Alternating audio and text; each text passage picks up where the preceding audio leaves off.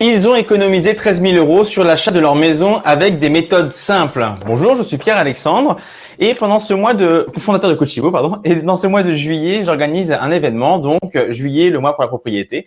C'est un ensemble de vidéos en fait sur lesquelles vous allez pouvoir récupérer des informations au travers de mon parcours professionnel, également des expériences personnelles et de mes clients sur la négociation de votre bien, sur la découverte du bien et également sur le prêt immobilier, puisque j'ai été agent immobilier et également courtier en financement immobilier, en plus d'avoir travaillé dans une grande banque française. Donc aujourd'hui, on va voir la négociation et surtout, on va voir une étude de cas de clients, en fin de compte, qui ont fait une très belle marge pour le coup, suite à des conseils que je leur ai donnés pour pouvoir faire du coup une acquisition avec un succès assez intéressant.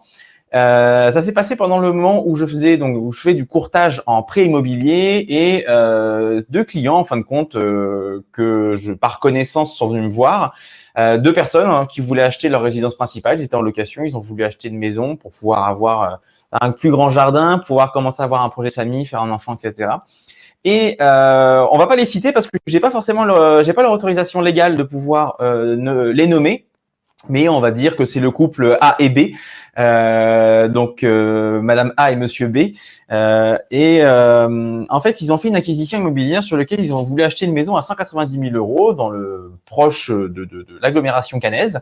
Et ils avaient un budget avec tout compris qui était légèrement limité par un crédit consommation. Et donc du coup, je leur ai dit, bah écoutez, si vous voulez avoir cette maison là, pour le coup, là, par rapport à tous les calculs qu'on a fait, c'est soit on vous surendette, ce qui est techniquement pas possible, soit on va directement négocier sur le prix d'acquisition et vous allez pouvoir faire une acquisition si vous achetez à tel montant. Et donc du coup, c'est ce qu'on a fait. On a regardé un petit peu. Et avec très peu d'informations qu'ils m'ont donné, je me suis dit, tiens, c'est bizarre, ça me parle ce genre de situation. La maison, elle avait 6 ans, construction neuve sur un terrain, dans un lotissement, avec 3 chambres, une surface qui doit faire 115 mètres carrés de mémoire, un terrain de 500 mètres carrés. Je me suis dit, ça, pour le coup, j'ai bien l'impression que c'est une séparation. Et que comme ils ont déjà payé pendant 5 ans, ils ont remboursé les frais qu'aujourd'hui, par rapport à la valeur qu'ils ont acheté. Donc, j'ai fait une simulation simple parce que je connaissais le type de construction. C'est une maison Phoenix. Et je me suis dit, tiens, s'ils vendent maintenant, c'est sans doute une séparation. Et ils ont dû rembourser tel montant. Donc, si on fait une proposition plus basse à tel montant, on devrait pouvoir avoir la possibilité d'avoir une offre acceptée. Donc, je les ai coachés en ce sens pour qu'ils fassent une proposition assez basse. Donc, à la base, je voulais qu'ils fassent une proposition encore plus basse de ce qui avait été prévu. Et en fin de compte, ils se sont, par peur de manquer la maison dans un secteur assez intéressant pour le coup, ils ont fait une première proposition qui a été refusée avec une contre-proposition. Après une petite période de négociation, on a obtenu finalement un prix d'achat à 177 000 € alors qu'on est parti de 190, ce qui fait qu'il y a eu une marge de 13 000 € sur cette acquisition-là.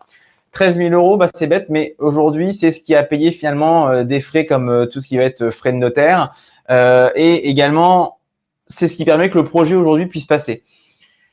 Dans cette acquisition-là, ce qu'il faut se dire quand même, c'est qu'une marge de négociation de 13 000 €, ça représente quasiment 7% du prix d'acquisition avec des méthodes simples. Avec des méthodes simples, pourquoi ?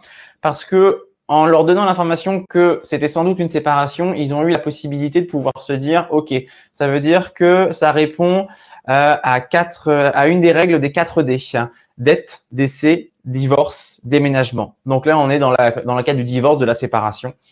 Et que ça permet en fin de compte d'avoir une marge de négociation différente puisque les gens veulent repartir chacun de leur côté, veulent être tranquilles et donc du coup n'ont pas forcément l'envie de garder un bien en vente pendant longtemps. Donc ça, c'est un biais à connaître puisque on peut très vite s'en apercevoir que ça soit un décès, donc une succession, un divorce, voilà. Ça peut être également un déménagement pour raison extérieure ou également une dette qu'il faut absolument solder.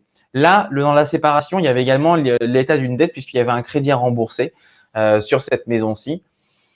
Et en faisant quelques calculs, comme je vous l'ai dit donc précédemment, bah, on s'est rendu compte qu'en faisant une proposition à un certain montant, donc là, c'était pas ce montant-là. Le premier montant, on était proche des 170. Je crois que la première, c'était 172 000, première proposition. Et on savait qu'ils avaient dans tous les cas remboursé les frais et qui dans tous les cas pouvaient rembourser le capital restant dû de leur crédit en cours, ce qui fait qu'ils étaient plus enclins à négocier. Donc voilà. Le but ici n'est pas de se dire on va faire le requin, etc. et on va taper dedans, mais on va on va proposer quelque chose qui soit en accord avec des vendeurs et qui soit aussi en accord avec ce que vous avez à proposer simplement pour votre projet. L'idée, c'est que deux parties aujourd'hui soient contentes de la transaction. Et ça, c'est ce qu'on a fait. Ce qui fait que, du coup, on a pu signer et obtenir le prêt dans des très bonnes conditions pour le coup. Donc voilà, si vous voulez plus d'informations à ce sujet, écoutez, je vous invite à vous inscrire dans le lien qui est indiqué. J'organise une conférence donc en fin de semaine. Alors, je sais très bien que les sujets d'argent, ça peut forcément froisser. Donc aujourd'hui, si vous voulez faire des économies, apprendre des méthodes simples qui permettent de faire la différence pour avoir entre 7 et 9% de négociation, alors qu'en moyenne en France, on est plutôt proche des 4,9, voire moins depuis 2020. Je vous invite à vous inscrire. Si dans quel cas ça vous offusque de parler de quelques euros que soit-il, c'est simple, ne continuez pas à regarder et ne vous inscrivez surtout pas, puisque dans la conférence, on va voir ce qui est lié au prêt immobilier, à la négociation et ce qui est surtout lié à la découverte de biens immobiliers. Donc voilà, tout est indiqué dans la description. Je vous invite à me rejoindre et sinon, je vous dis à demain. Bonne journée.